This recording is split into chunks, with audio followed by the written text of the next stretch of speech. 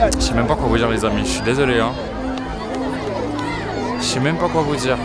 Ça fait 2 mois et demi que ces camps n'ont jamais été servis en vivre. Ils sont irresponsables et je crois qu'ils sont convaincus qu'ils sont irresponsables. Parce qu'avoir les effets de leur gouvernance, c'est de la totale irresponsabilité. Mais toi, ici, tu te sens en sécurité? Non. Non? Je suis triste, stressée vraiment. Très stressée. C'est chaud. C'est méga impressionnant. Quand je vais imaginer le jour où il était mort, qui tombe ici devant tes yeux, ça choque la tête. On est clairement dans une ville où il y a un conflit autour et là il y a un cessez-le-feu au moment où je vous parle. Attends 2 secondes. Ah, sorry. My friend. Et du coup, t'as blessé, tué des gens? Oui. Les amis, j'espère que vous allez bien. On est très content de vous présenter cette nouvelle vidéo. On a décidé de partir à plus de 9000 km d'ici, en République démocratique du Congo. Souvent, en parlant de ce pays, la RDC, on pense surtout à Kinshasa, ses artistes, sa culture, ou encore à cet art qu'est la sapologie. Mais nous, on a décidé de s'intéresser à une autre région. On s'est rendu ici, à l'est du pays, à Goma, dans le nord Kivu. Depuis plus de 20 ans, cette zone est malheureusement surtout connue pour ses conflits armés. Des guerres opposant l'armée congolaise, qu'on appelle aussi le FARDC, avec différents groupes rebelles. Mais dans ce reportage, les amis, on ne parlera pas que de ça. On a rencontré 3 jeunes, 3 façons totalement différentes de vivre la situation du Kivu. Mais avant de les entendre, il faut que vous compreniez le contexte actuel. Depuis l'année dernière, c'est un ancien groupe armé qui est réapparu et qui terrorise la population, le M23. Alors, c'est assez difficile de comprendre ce qui a créé cette nouvelle guerre. Certains parlent de problèmes ethniques, d'autres politiques, et certains affirment que le M23 est juste là pour piller les ressources telles que l'or, le diamant ou le coltan.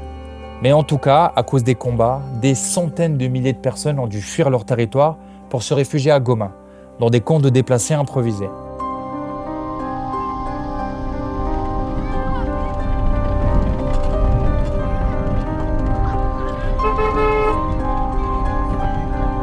Au moment de notre arrivée à Goma, un cessez-le-feu est en cours. Mais ce qui inquiète surtout, c'est la situation humanitaire. Alors on s'est rendu dans un de ces camps de déplacés, proche de Goma, le camp de Bulengo. Ouais, c'est gigantesque.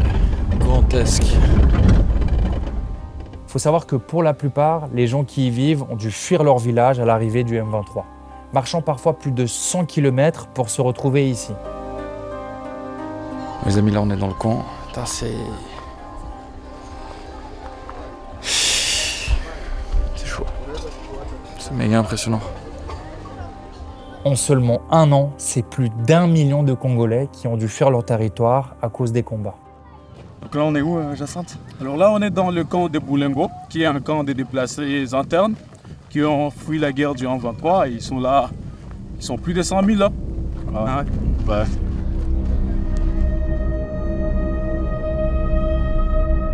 Lui, c'est Jacinthe, un étudiant de 23 ans. Tout au long de ce reportage, il va nous aider à comprendre la situation et nous donner son regard sur sa région, le Nord Kivu. Aujourd'hui à Bulengo, il vient avec son association Agir RDC pour apporter de l'aide aux enfants déplacés. Et tu viens souvent ici du coup? Moi, je viens souvent ici. Souvent, chaque matin, je suis là avec des amis bénévoles avec qui on prépare de la bouillie pour les enfants et on fait des activités d'éducation informelle avec eux, bien sûr. Pour nous, et ça dès notre arrivée, c'est l'occasion de découvrir les conséquences directes de tous ces conflits dans le Nord Kivu. Comment tu pourrais me résumer la vie dans ces camps? Une vie très précaire.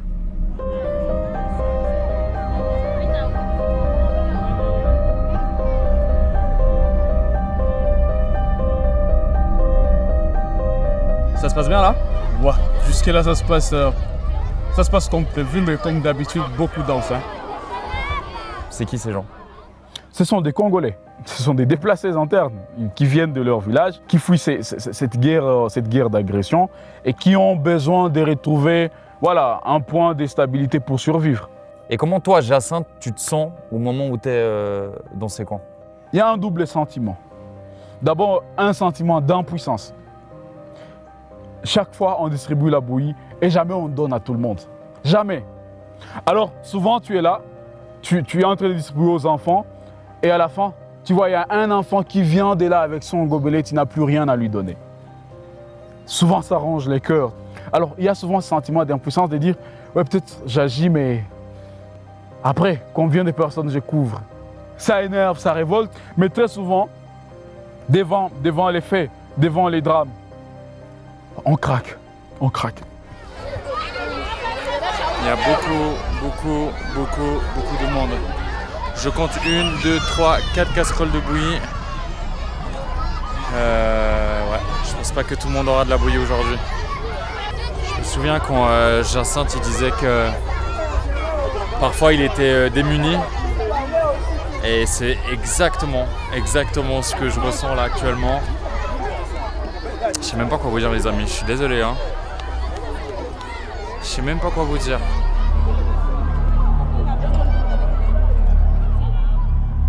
On ne sait pas expliquer cette situation, c'est dramatique. C'est dramatique. Du coup, il n'y a pas d'aide humanitaire organisée sur ces camps? Souvent, quand les déplacés arrivent, il y a des alertes. Il y a des organisations qui se mobilisent pour donner des biscuits, vraiment des petits kits d'urgence. Mais après, ce n'est que l'urgence. Il faut que les gens agissent, mais qu'ils agissent dans la durée. Parce que souvent, quand on lance des appels, les gens ils ajustent comme des points d'action. Il faut des actions durables pour que ces gens soient réinsérés dans leur nouvelle communauté. À défaut, tout faire pour qu'ils regagnent leur milieu où ils savent comment ils survivent, où ils savent comment ils cherchent des moyens de survie. Quelque chose que vous devez savoir, c'est que ces bâches, même si elles ont le marque d'ONG, il y a USAID et UNICEF, ont été achetées par ces déplacés. Et c'est 10 $ la bâche. Ici, je vois 2 bâches. Donc pour ça, il faut 20 $. Je me rends pas compte ce que ça représente 10 $. C'est énormément d'argent. Déjà, en francs congolais, 10 $, c'est quoi là? 25 000 francs congolais. Et vous avez entendu qu'il y a les femmes qui se prostituent pour 1000 francs congolais la nuit. Alors, donc, il faut au moins 25 nuits pour que celle-là se paye une bâche. Parce que là, il y a quoi comme présence humanitaire là actuellement sur ce camp? À ma connaissance, il n'y a rien. Il y a MSF, mais MSF répond dans le médical. MSF ne fait pas tout. Pour la nourriture, selon l'information que j'ai, ça fait 2 mois et demi que ces camps n'ont jamais été servis en vivre.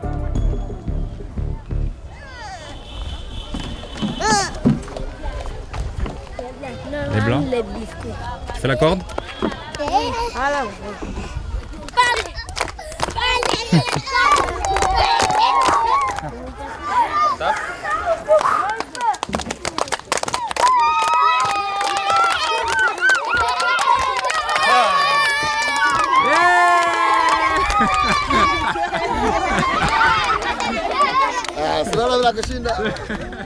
Malgré la situation, la vie sur le camp s'organise. Les familles s'entraident et tentent de trouver un semblant d'équilibre.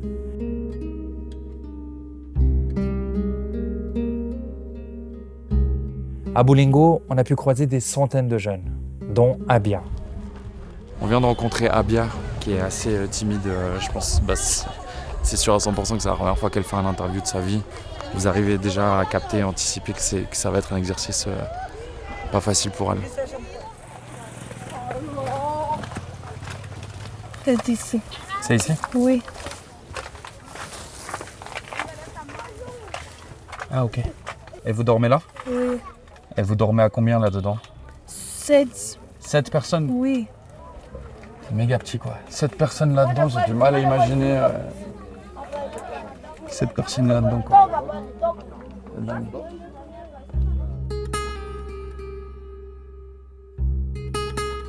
Abia a 19 ans et jusqu'à l'année dernière, elle vivait avec toute sa famille dans le village de Kichanga, à plus de 150 km de Goma. Un matin, les combattants du M23 sont arrivés et toute sa vie a basculé. Ils ont tué les gens. Ils ont même fait les couper-couper. Ils ont coupé les personnes. Ok. Oui. Et c'est qui ces bandits? Les M23. Ok. Et comment vous êtes arrivé ici? Tu te souviens combien de jours vous avez marché? 5 jours. 5 jours? Oui, dans les chemins, de marcher avec les pieds. On a traversé les montagnes pour arriver ici. Et comment ça se passe ici? Parce que il y a beaucoup de monde ici. Oui, nous souffrons, nous manquons même de l'eau. De l'eau à boire, nous manquons même les médicaments, la nourriture. Même les enfants n'étudient pas. Là où nous étions, nous étudions. Mais ici, là où nous sommes, vraiment, c'est difficile. Ici, dans le camp, est-ce qu'il y a plus d'hommes, il y a plus de femmes? Oui, Plus de femmes? oui, plus de femmes. Et c'est quoi d'être une femme ici sur le camp? Les femmes souffrent. Il y a les filles qui manquent la nourriture. Et ils décident d'aller chercher un homme pour les rapports sexuels avec eux, pour qu'elles trouvent la nourriture. C'est beaucoup qui font ça. Et toi, tu n'as jamais fait? Non, moi non. C'est parce que j'ai fait la marchandise de séjour là-bas. C'est pour cette raison que je ne faisais pas cela. Pour préparer la nourriture, ils décident d'aller à la forêt pour chercher les bois. Mais nous trouvons là-bas les bandits, ils font les violences à nos mamans et là on les viole. Et toi, il t'est déjà arrivé quelque chose dans les bois? Oui, j'étais là-bas et j'avais trouvé là-bas les 3 garçons. Ils veulent qu'ils me violent, mais j'ai fait les cris et puis il a allé. Et malgré ça, tu retournes quand même au bois? Oui, j'ai retourné là-bas. Et pourquoi c'est pas les hommes qui vont au bois? Ils ont peur d'aller là-bas parce que aussi là-bas il y a les bandits. Ils peuvent les tuer ou bien les couper. Ce que m'a raconté Abia, c'est malheureusement quelque chose de très courant à Boulengo. Pendant la journée, les femmes déplacées quittent le camp et vont ramasser du bois dans la forêt, qui sera ensuite vendu au marché. Mais dans ces forêts se trouvent aussi des groupes rebelles. Et les femmes y sont très souvent victimes de viols. Les hommes, eux, ne peuvent pas se rendre dans cette forêt car ils seraient soit tués ou enrôlés de force. Donc les femmes, tous les jours, continuent d'aller dans cette forêt. Sur ce camp, à une période, on recensait plus de 50 cas de viol par jour. Mais toi, ici, tu te sens en sécurité? Non. Non? Je suis triste, stressée vraiment. Très stressée. Tu aimerais rester ici ou retourner à Kinshasa? Là, à Kichanga, il y a les bandits. J'aimerais rester ici, mais à bonne santé. Et si à Kinshasa, il y a l'appel, les bandits, comme tu dis, partent, tu aimerais retourner là-bas ou rester ici? Je préfère de retourner à Kichanga parce que là-bas, j'ai fait mes études. J'ai fait la marchandise. Nous avons des champs des haricots, champs de maïs, champs de champignons. Mais ici, là où nous sommes, on manque la nourriture, on manque même les études, on manque même les médicaments. C'est pour cette raison que je préfère de retourner à Kichanga s'il y a la paix.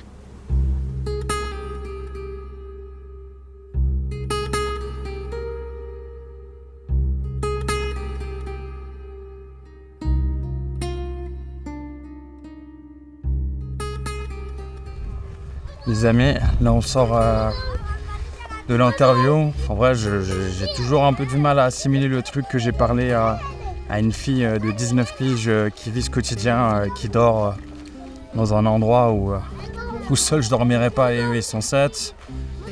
Les viols, la prostitution et tout, c'est trop quoi. C'est trop, en fait il y a trop. Il y a trop, même un seul truc ne serait pas vivable et elle accumule. Je sais pas comment tu peux te lever le matin puis voir un peu et avoir de l'espoir. C'est un peu ouais, un peu compliqué quoi.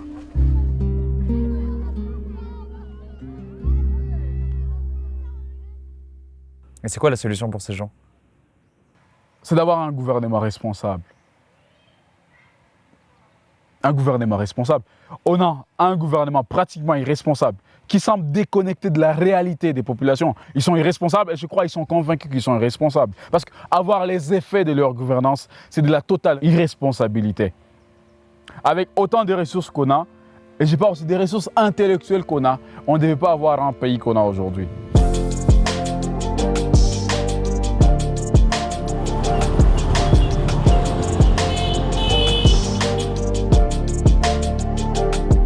Forcément, on ne pouvait pas parler de Goma sans parler de ces guerres et surtout des ravages que cela crée sur toute une population.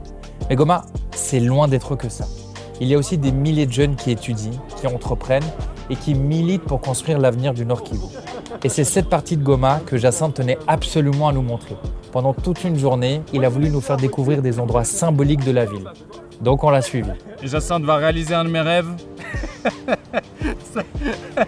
C'est le premier truc que je voulais faire quand je suis arrivé ici. On va prendre un moto-taxi. Ça devrait bien se passer là. Ah, c'est ce que tu voulais faire? Bah oui. C'est bon? Hey chef, tu vas doucement hein? C'est parti les amis.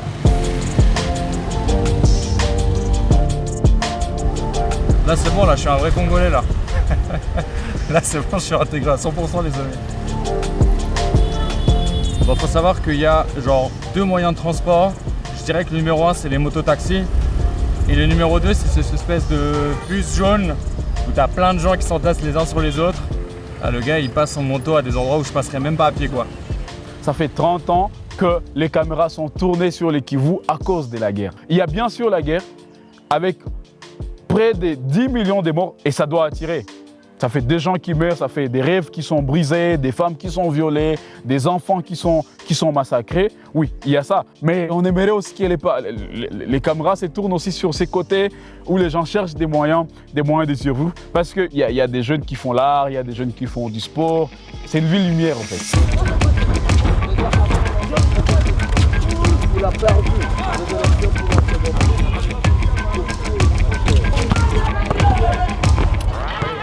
Basket. La routine. La routine. Dès qu'il y a un terrain de basket, moi je suis content. Ah ouais, Jacinthe, tu joues toi. Toi t'es un joueur. Ah oui.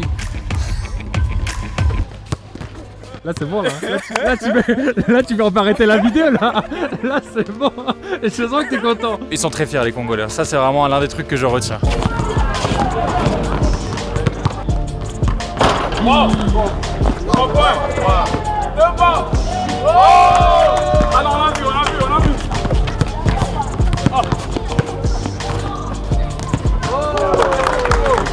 Je me fais fixer mon vieux. J'ai plus le cardio. J'ai plus la technique. Et ils viennent de marquer un point.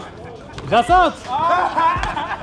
Qu'est-ce que la région du Kivu a de différent avec le reste de la RDC? Même s'il y a des guerres, il y a des conflits, on a cette fierté gomatracienne. Ouais, là-bas, On a cette fierté gomatracienne et on est fier souvent de dire ouais, je suis congolais, je viens de Goma. Les défis qu'a vécu Goma, des défis qu'a vécu les Kivu, ça a fait naître un élan de dépassement de soi. Et vous savez les voir par la manière d'entreprendre des jeunes à Goma. Et la plupart des alternatives ils sont créées à travers l'éducation, les universités, les écoles, à travers la culture. Comme je le disais, ce sont des outils de survie.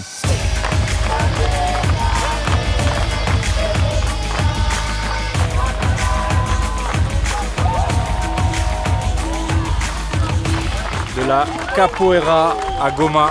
Ça me rappelle le Brésil d'ailleurs, si vous n'avez pas vu l'épisode Mon pays sur le Brésil, je vous le mets juste là quelque part. N'hésitez pas à aller le check, frérot. J'aime trop cet endroit. Oui, en fait, c'est un endroit très très vivant. Ouais. Comme vous le remarquez, déjà là, il y a les capoeira. Là, ils sont en train de jouer avec les enfants en situation de rue. Ici, on les appelle les maïbobo. Ils vivent dans la rue, ils dorment dans la rue. Mais ça, au moins, c'est un laps de temps dans leur vie qui leur permet de reprendre la discipline, qu'elle soit de l'esprit ou du corps.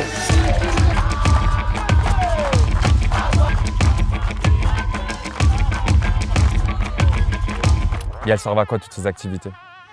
Ça sert à planter des germes d'espoir dans les peuples de Goma. Très souvent, les gens ils vont se défouler par les sports, par la culture. Et c'est souvent ce qui alimente l'espoir. L'actualité qu'on suit ne peut pas alimenter nos espoirs, non. Ce qu'on voit dans les camps, ça ne peut pas alimenter l'espoir. Qu'est-ce qui alimente l'espoir? Ce sont ces activités sportives, ces activités culturelles. Quand on y va, ouais, on se sent encore vivre, on se sent encore résister pour l'avenir.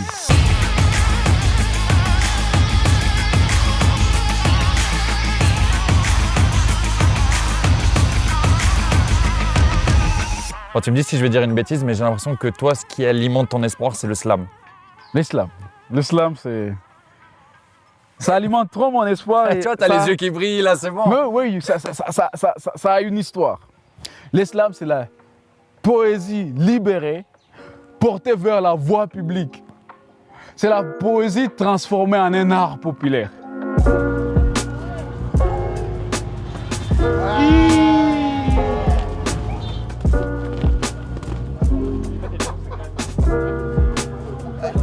Bon là on est arrivé dans le quartier, il va y avoir le slam de rue. Parce que du coup vous vous baladez de quartier en quartier pour faire ces slams de rue. Oui, lorsqu'il s'agit de slams de rue, nous baladons. Donc on peut édenter le quartier, après on édenter l'autre.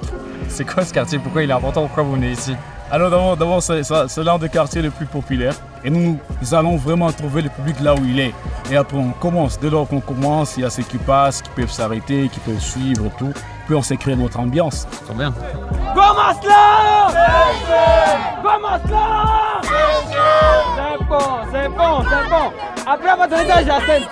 Jacinthe, avant un coup, il y a un foudre pour le filet. Nous sommes libres, égaux en dignité, mais nos égaux sont toujours en disparité. Égalité, dignité, fraternité, liberté, c'est quoi ces mots qui riment avec cruauté? Point de combat, point de rivage, point de clivage. Paniquez pas lorsque je me présente en guerrier dans mes pages. Moi, avec le collectif Goma Slam Session que j'ai rejoint, on initie presque tout le monde d'islam. Parce qu'après, maintenant, on a des activités d'islam à l'école. On descend dans des prisons pour mineurs, pour initier, parce qu'on sait que l'islam, c'est une arme contre la résignation, c'est une arme contre les replis sur soi. Nous avons fait du slam un mouvement pour mobiliser pour des causes. Il y a diverses thématiques exploitées. L'amour, la liberté, l'engagement politique, la révolte. C'est la liberté. Je ne me cache pas derrière ce texte, non. C'est une histoire qui s'écrit en cri d'alarme, alors je l'exclame. Je suis cette jeunesse qui milite même consacrée. Pete, je suis de l'art nouveau. Je ne négocie pas, j'ai saisi ma place. Femme, artiste, accoucheuse de moi, alors venez. Il faut toucher les sensibilités des gens, mais pas seulement. On touche leurs sensibilités et après d'eux-mêmes, ils se disent on va agir. C'est ça qu'on fait avec l'islam. Le blanc devient nègre par les makala, le blanc nègre, ils font tous quoi? Alors parlons un peu d'égalité. Savoir bien parler, c'est savoir bien penser. Alors quand on initie aux gens en slam, on les initie aussi en raisonnement. C'est-à-dire, comment on peut penser le Congo aujourd'hui? Comment on peut penser la vie? Comment on peut penser l'amour? Comment on peut penser la cohabitation pacifique? Comment on peut penser les vivre ensemble? Au fond, comment on peut penser les libres ensemble?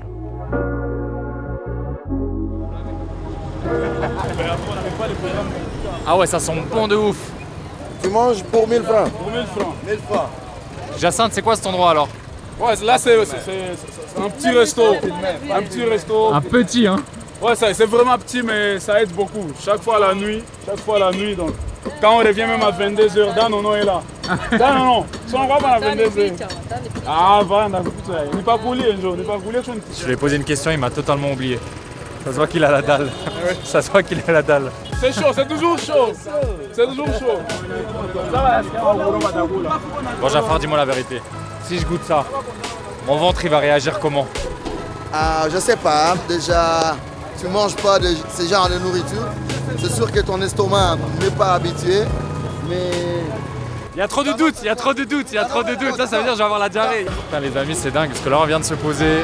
On a parlé avec plein de gars, ils nous ont montré un peu des constructions. Et il y a un élément, je voulais quand même revenir avec vous. Je sais pas si vous avez vu, mais dans le groupe, il y avait un gars avec une grosse calache. Et ça, c'est un truc dont je vous ai pas parlé, mais vu qu'on est clairement dans une ville où il y a un conflit autour et là, il y a un cessez-le-feu au moment où je vous parle. Attends, 2 secondes. Ah, sorry. My friend, Yes. yes. Félicitations, je vous félicite avec votre transmission d'informations. Donc, c'est exactement ce que j'étais en train de vous dire. C'est que dans le quotidien, dans la ville, tu croises énormément de militaires, de gens armés, des gars avec des calages, des policiers, des agents de sécurité. Et ça crée une atmosphère un peu... Ouais, l'atmosphère, elle est un peu chelou, quoi. Moi, je m'y habitue pas trop, mais à 20 km d'ici, y a des rebelles, quoi. Donc en fait, ces calages, ces armes, elles sont pas là pour rien. Mais c'est drôle de se dire que malgré tout ce conflit, regardez derrière moi, quoi. La ville bouge, la ville vit. Et ouais, je sais pas si vous arrivez à vous rendre compte de l'atmosphère, c'est quand même assez spécial. J'ai du mal à m'imaginer vivre et avoir un conflit à 10 km, 30 km de chez moi. Comment tu fais pour, tu vois? Mais non, on les sent en nous. Je les sens pas à 10 km ou à 100 km, je les sens en moi. Est-ce que tu arrives à me synthétiser un peu la situation? Qu'est-ce qui se passe dans la région du Kivu? Alors je synthétise. Le Kivu, étant une province avec autant de potentialités, a aussi attiré des convoitises. Et ça fait plus de 30 ans qu'il y a des guerres d'agression au Kivu. Des guerres d'agression, ça veut dire ouais, on veut piller les ressources. Après, s'il n'y avait pas quelqu'un qui achète, il n'y aurait pas ces guerres. Certainement, il y a des gens qui achètent des minerais, il y a des gens qui achètent et vendent des armes. Voilà pourquoi ça continue. Donc concrètement, Qui affronte qui? Alors il y a les 1-23, soutenus par des pays voisins, dont le Rwanda et l'Ouganda, qui affrontent les FARDC. Et il y a aussi les groupes d'autodéfense, les groupes locaux, qui affrontent les 1-23, un peu comme pour soutenir les FARDC. Mais après, face à l'absence de l'autorité de l'État, ils commettent aussi des exactions pour survivre ou alors pour s'enrichir. On nous a beaucoup parlé des Wazalendo. Wazalendo. C'est un nouveau concept. C'est un nouveau concept des résistants. Quand le 1-23 a failli prendre la ville de Goma et qui s'est rapproché de plus en plus, il y a eu des appels à la mobilisation populaire. Ce sont des jeunes ordinaires qui viennent de nos quartiers et qui disent « Ok, pendant que vous marchez dans la rue contre l'agression, nous on va prendre les armes aux côtés des FARDC. »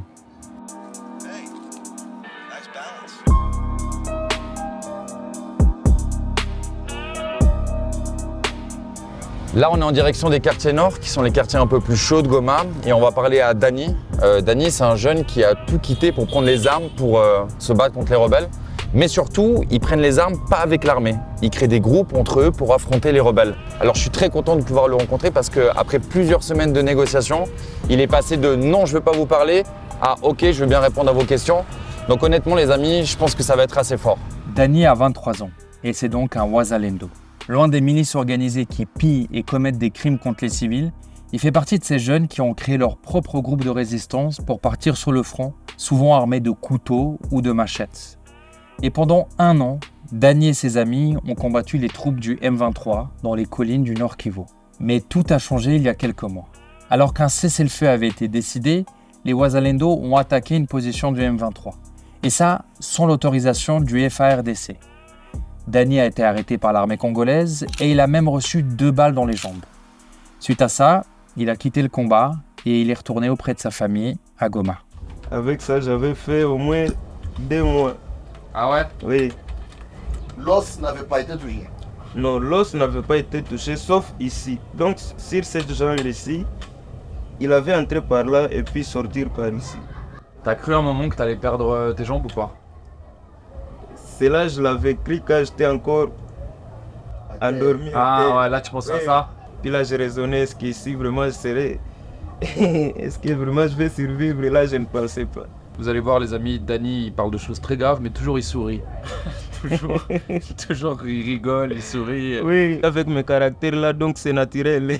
Avec les caractères, nous allons trouver tous en train de sourire et puis ça va encore marcher bien.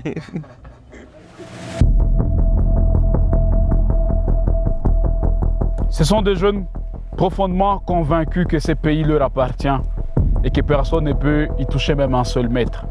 Tu les comprends, ces jeunes? Parfaitement. Parce que leurs convictions prennent naissance dans l'incapacité du gouvernement à restaurer la paix. Et je pense qu'il y a beaucoup de Wazalendo en nous. Seulement, comme je le disais, on s'exprime différemment.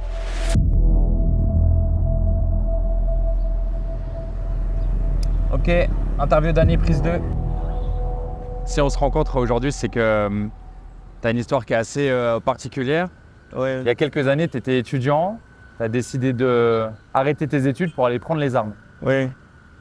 Pourquoi? Il y avait une panique totale en ville de Goma, il y avait des réfugiés qui commençaient à descendre dans la ville. Et quand on les demande, ils nous disaient que l'ennemi vient d'arriver à Kimumba, au moins 10 km de la ville de Goma. Peut-être que si on n'était pas décidé d'aller là-bas, peut-être on serait déjà en ville de Goma. Parce que comme il progressait, c'était comme ça, catastrophique. Et comment ça s'est passé du coup le départ? Comment ça s'est organisé? T'es parti habillé comment? Moi j'étais ici à la maison, on m'a appelé, j'ai mis mes larges bords comme j'emballe mon sac quand je pars dans le camp de scout. J'ai fait la même chose et je suis parti là-bas. Chacun avait son couteau, d'autres avec des machettes, d'autres avec des lances, d'autres avec même des fouets. Les autres qui n'ont même pas couteau ou machette, il a un fouet. Et il s'est dit, avec ça, je vais m'en servir, je peux faire entrer ça dans le ventre de quelqu'un, il va mourir. Oui, c'était comme ça, là, les premiers jours, sans armes, mais avec la foi. Tu m'avais dit que des fois, il y avait une arme pour 200 personnes. Oui, les premiers jours, là, c'était une seule arme. Celui qui a une arme donne à celui qui n'en a pas, et puis celui qui avait l'arme va rester au cas, et l'autre va aller au boulot. Et nous voici dans la résistance jusqu'au bout. Si nous sommes des patriotes, nous ne sommes pas des soldats, nous ne sommes pas un groupe armé. Nous sommes des jeunes Congolais qui ont décidé de barrer la route pour l'ennemi, pour dire non à l'agression. En fait, pourquoi ils ne laissent pas l'armée agir? C'est un truc que j'ai du mal à comprendre. Moi, je vous ai parlé de l'absence de l'autorité de l'État, qui n'a pas su protéger les populations. Au fur des mois, les rebelles arrivent à conquérir des territoires. Et donc, quand les rebelles arrivent, ils terrorisent, ils installent un climat de terreur, ils pillent, et puis ils vident les terres. Moi, personnellement, j'ai vu des femmes qui ont été violées par 4 ou 5 hommes, 6 hommes, et ils la laissent partir. Pourquoi? C'est pour qu'elle aille raconter. Ouais, ce qu'elle a vécu. Après, on ne peut pas regarder ça indifféremment. Et les Ouazalendo se disent, peut-être on ne va pas vous dire, vous armés, sèchement comme ça que vous avez été incapable, mais on vient vous soutenir. Donnez-nous les armes et nous, on va le faire. Toi, tu m'as donné ton avis sur les Ouazalendo, mais qu'est-ce que les gens en général pensent d'eux? La plupart des gens se méfient d'eux. Et ça, je vous ai parlé de traumatisme. Ça veut dire quelqu'un qui a vu sa famille être massacrée, il se méfie. Parce qu'il sait ce dont est capable cette arme. Ils savent que d'un moment à l'autre, l'arme peut se retourner contre telle personne. Et ça, ce sont les effets du traumatisme, ce sont les effets de l'histoire. Ouais, mais la plupart, ils comprennent ce qu'ils font ou ils pensent que c'est pas la bonne solution? Ils comprennent, seulement ils se méfient. Et du coup, t'as blessé, tué des gens? Oui, Et ça te faisait quoi quand vous l'avez fait? quand je l'ai fait, pour la première fois, donc je me demandais, là en fait j'ai tué quelqu'un. Et puis je commençais à méditer parce que je suis trop chrétien. Dans mon cœur et dans mes habitudes, je ne voulais pas vraiment tuer. Je ne voulais pas vraiment tuer. J'arrive devant quelqu'un, surtout quand c'est 0 mètre, quand on se bat avec des lances. Avec des lances, vous êtes à 0 mètre, il est là. Il fait entrer les lances même dans la tête et dans le ventre pour qu'il meure le plus tôt. Et puis quand moi j'arrive là, c'est difficile. C'est difficile de le faire dans la tête, en train de le voir comme ça. Je me dis, mais lui, il est là en train de demander pardon. Mais lui, depuis là où il a quitté jusqu'ici, là, j'ai tué combien de personnes? Là, j'essaie un peu d'imaginer. Je me dis, même s'il demande pardon, est-ce que quand je vais le laisser, il va me laisser aussi partir comme ça? Et puis avec toutes ces méditations-là, donc j'ai traîné pour tuer. Et après la première fois, deuxième, troisième, c'est devenu habituel. Mais t'étais fier? Non, là, être fier, on ne peut pas être fier en train de tuer quelqu'un. Ça me perturbe parce que tu me dis ça et tu souris en même temps. Oui, on s'efforce à sourire parce que si on se met à pleurer, ça va nous éveiller beaucoup de choses. Parce que surtout moi, quand je pleure là, il y a beaucoup de choses qui me viennent à la tête. Je me souviens de tous ces drames-là. Et puis avec ça, je me souviens de mes amis avec qui j'ai déjà perdu dans ce temps de guerre. Puis avec ça, je me dis, je dois garder mon sourire et voir de l'avant. Mais ça t'arrive de pleurer? Ça m'arrive, surtout la nuit, quand je commence à méditer ou bien je prends mon téléphone, je vois des photos avec les amis. Quand je vais imaginer le jour où il était mort, qui tombe ici devant tes yeux, ça choque la tête.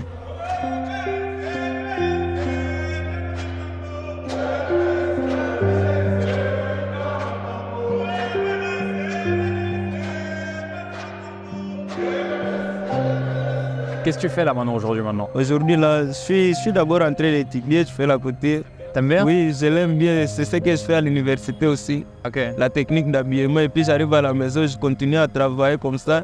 Et puis encore le matin, je pars à l'école, le soir, je reviens, je travaille, et la vie continue comme ça. Et t'as de l'espoir, toi, pour la suite? Oui, l'espoir est là toujours. On va rapporter la victoire dans des jours qui viennent. Parce que si le dialogue ne tient pas, on va lancer encore les attaques et là, vraiment, nous serons encore forts. J'ai l'impression que t'as jamais peur. Oui. Comment tu fais pour pas avoir peur?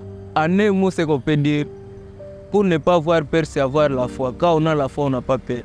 Toi, t'imagines ton futur derrière une machine à coudre ou derrière une arme? J'aime ça mieux derrière une machine à coudre. Oui. Bah, c'est le futur que je te souhaite. Ah, merci.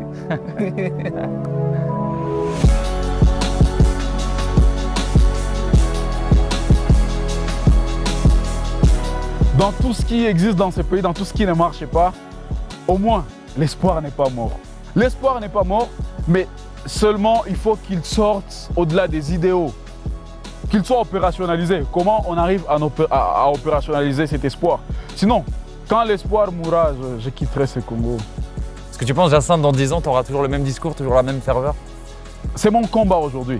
Mon combat aujourd'hui, c'est pour que dans 10 ans, j'ai toujours les mêmes discours.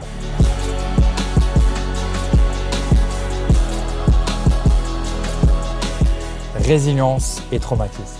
C'est vraiment ces deux mots qui auront résonné pendant notre tournage à Goma. Alors on a rencontré ces 3 jeunes, 3 façons de vivre ou de survivre à la situation du Nord Kivu. J'espère que vous avez appris des choses grâce à cette vidéo. Continuez de vous abonner à Tataki, partagez la vidéo, je compte sur vous, parlez-en autour de vous, laissez un commentaire, donnez-moi votre avis. Et surtout, je vous donne rendez-vous très bientôt pour un nouvel épisode, j'espère. Prenez soin de vous, c'était Sacha. Ciao.